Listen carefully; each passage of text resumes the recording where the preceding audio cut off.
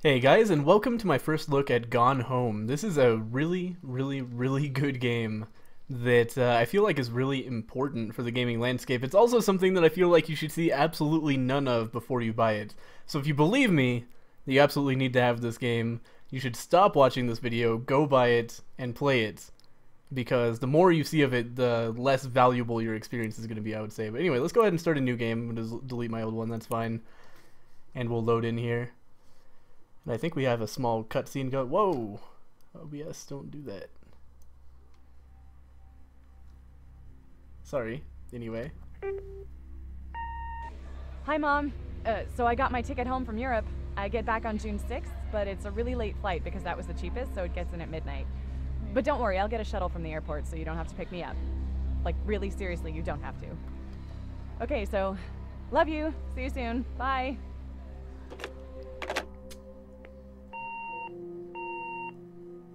And that is the only intro we are going to get here. As we open up into the, opening cutscene, for lack of a better word. June 7th, 1995, 1:15 in the morning. We've just arrived from the airport, and that's all the intro we get. And beyond that, the game is basically going to say, figure it out.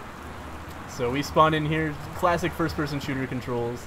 We can zoom in with the right mouse button or shift, and we can crouch with control. And we spawn in next to this luggage. Our name is Caitlin Greenbrier, and we are in Portland. Our flight was number 270, and the date is June 6th, 1995, that we are arriving here. And we walk up to our front door, and there's a note. Katie, I'm sorry I can't be there to see you, but it is impossible. Please, please don't go digging around trying to find out where I am. I don't want Mom and Dad, but crossed out to say anyone, to know. We'll see each other again someday. Don't be worried. I love you. Sam. So, that's pretty weird, right? So we get to home, the door's locked. Nobody seems to be coming to let us in.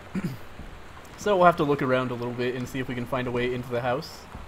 I should say I've played probably about 20 minutes of this game, and I realized that was kind of a mistake because genuine first reactions are pretty important in this video. So we're going to go a different way than I did last time, and that'll make sense in a second. But anyway, when we pick up an object, we can hold down the right mouse button to look around and examine it. We can read the ingredients if we want. That's probably not important, so we'll just toss that away. And instead, come over here. We can turn on this light. Open this up. Open it up again. We can grab the Christmas duck. Investigate that. Seems fairly festive. Has a red and white, or a red and green wreath around its neck. But more importantly, underneath, we can find the house key. That goes into our backpack, which we can access with I.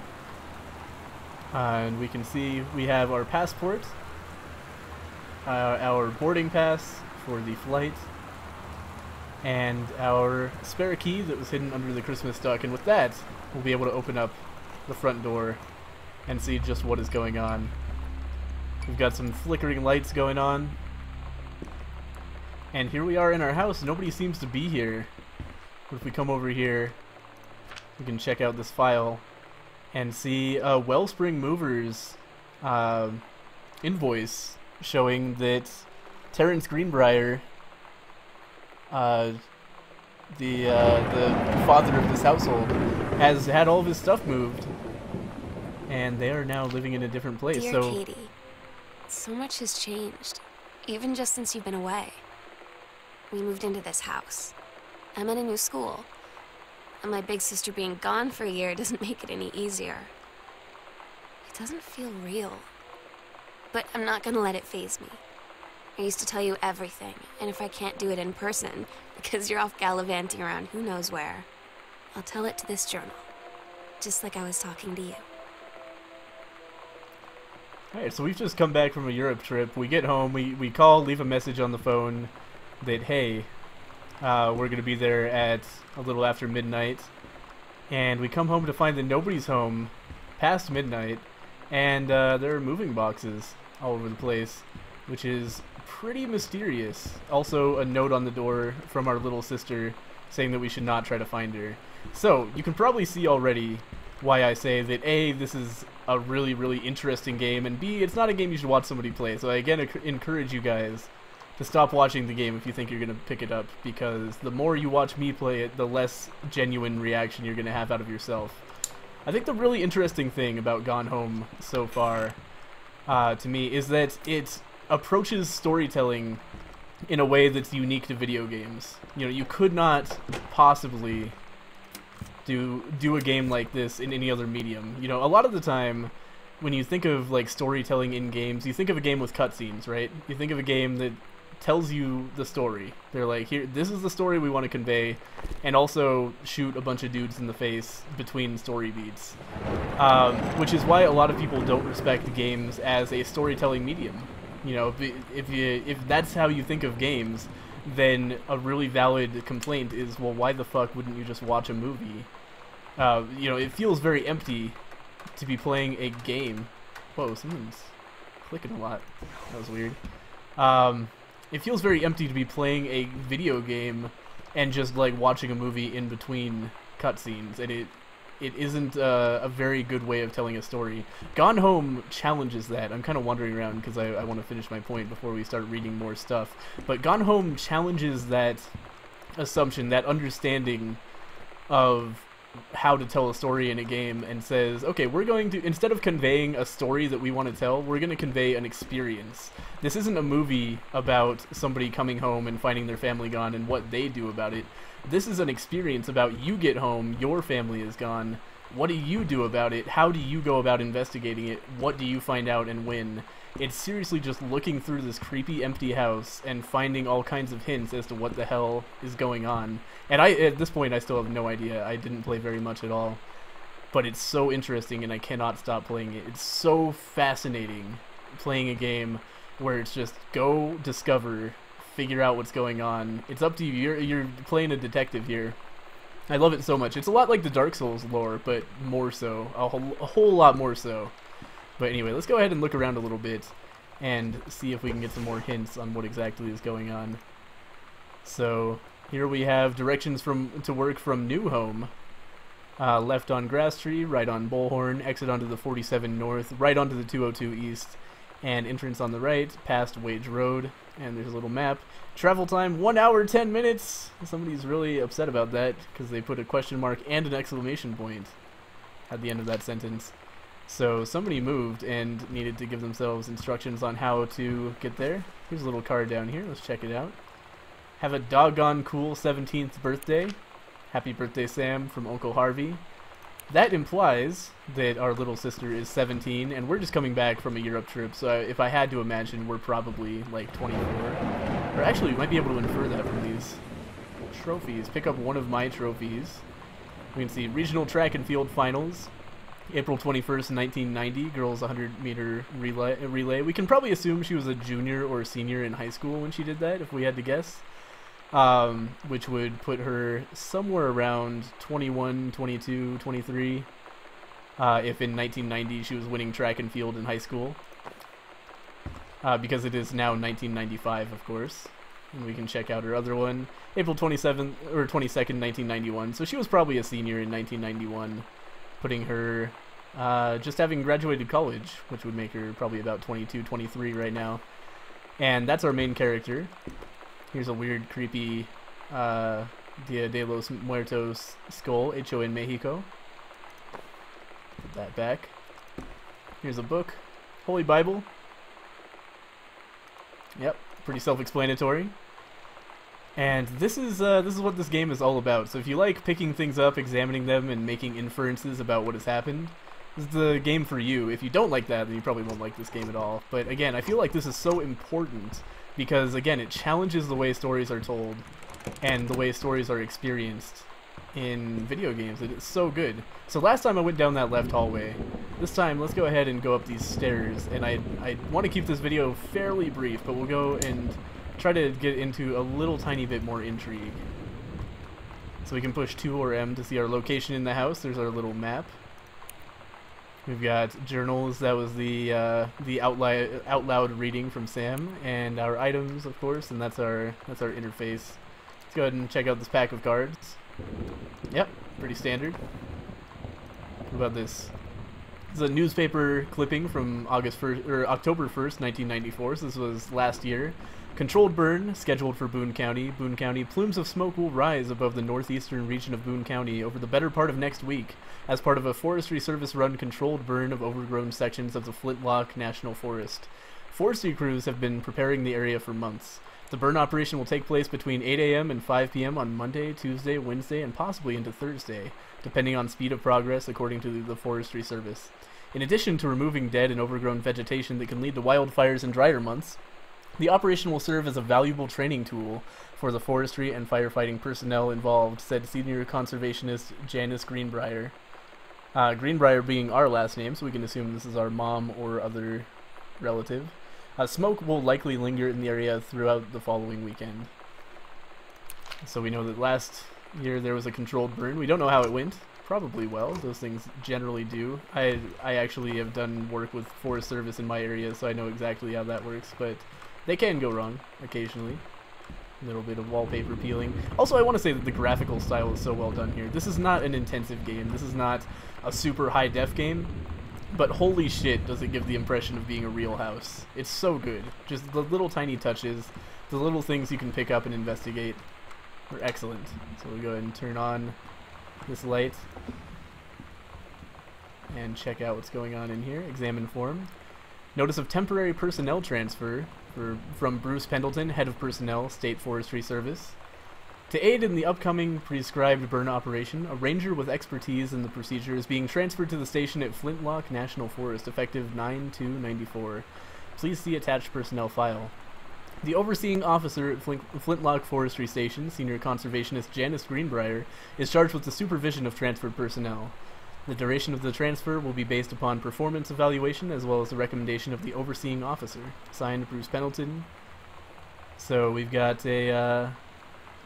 somebody transferred into the Forestry Service, and this is a type of intrigue that I did not see at all. Actually, the last time I played this game, I was going down a completely different storyline, which took place down that hallway. So lots of things to discover here.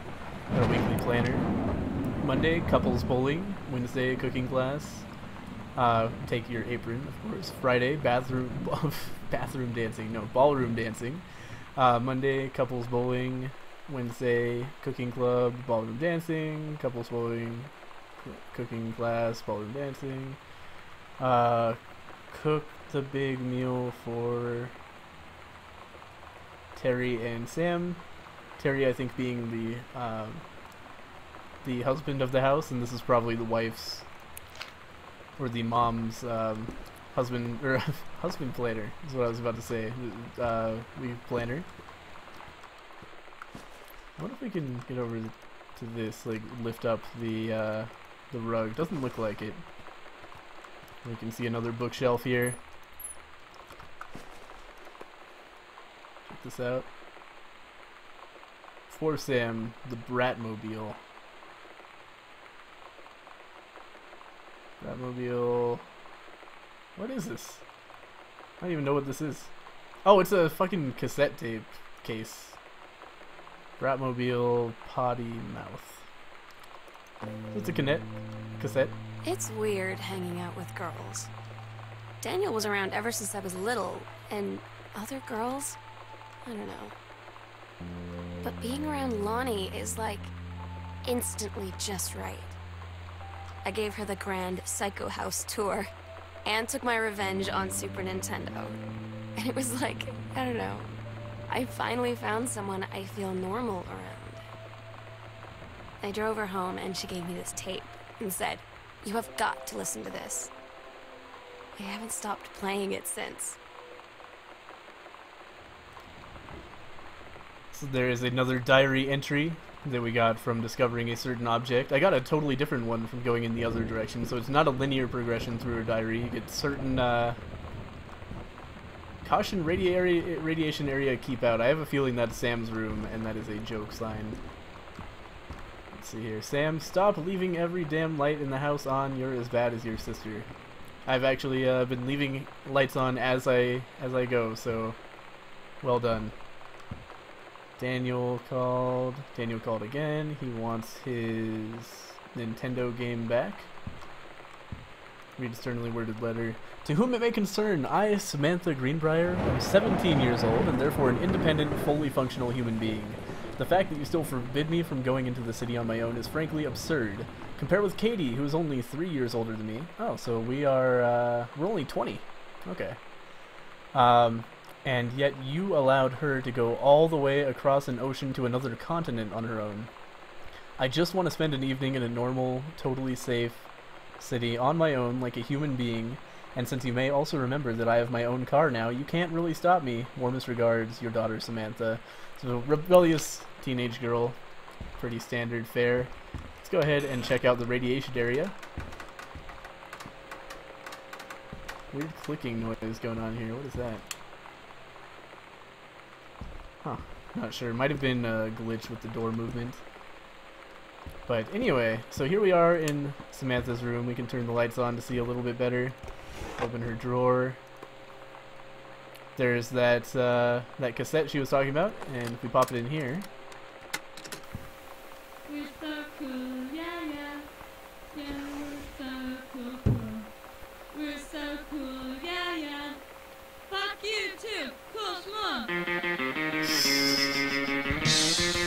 The fairly silly intro to that song. I don't wanna sit around and talk about the weather. We're gonna be good all day. I don't wanna wonder if you're gonna say hello. Alright, that's enough of that. Not so great for a Let's Play having to talk over that.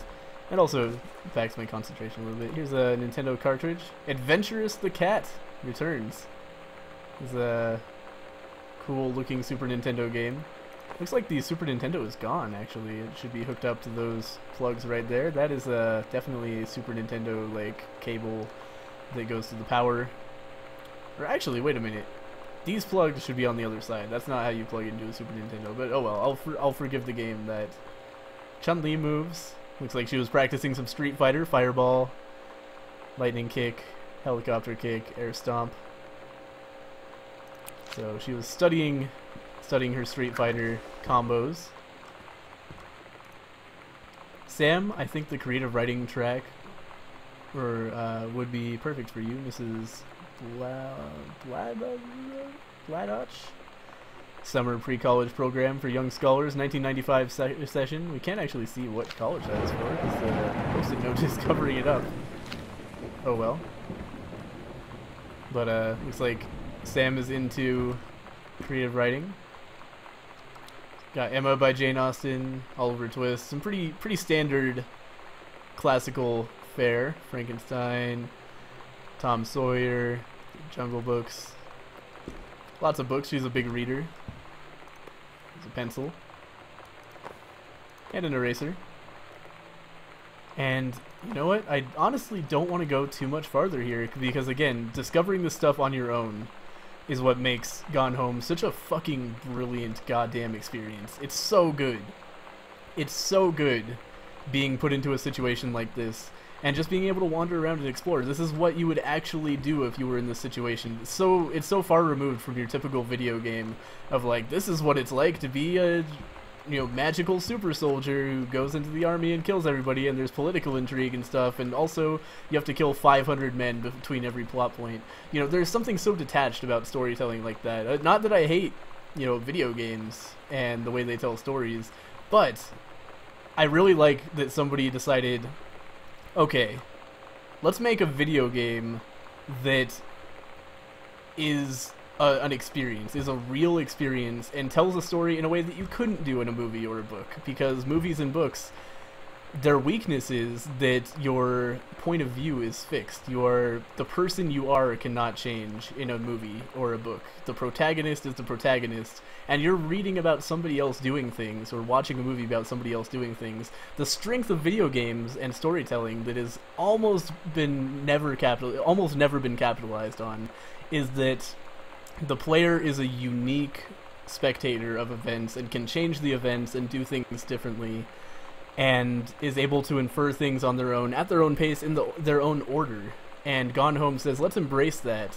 Let's give the player full control over what they are doing and how they interpret the game world. Let's just lay out a story and allow the player to discover it in their own way. And that's really, really fascinating. And I like it a whole goddamn lot. And I want way, way, way more video games to do stories like this. So for that reason, I think not only is this a fantastic game, it's an incredibly important game. Oh, hey, look, it's these. I'm gonna do the thing. Yep, that's a shark. If you cross your eyes, then you can see the pictures here. There's a heart. Yep, pretty standard fare. Good stuff. Those were very popular in the 90s, I remember. It was Super Spitfire and Journey of Crystal.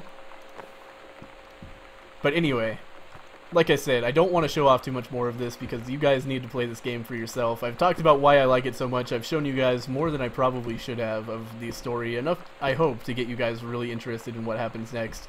I think you all should go buy this game and support this interesting and unique style of storytelling. And that's that. I hope you guys enjoyed the video. I hope you guys check out Gone Home. And I will see you guys next time.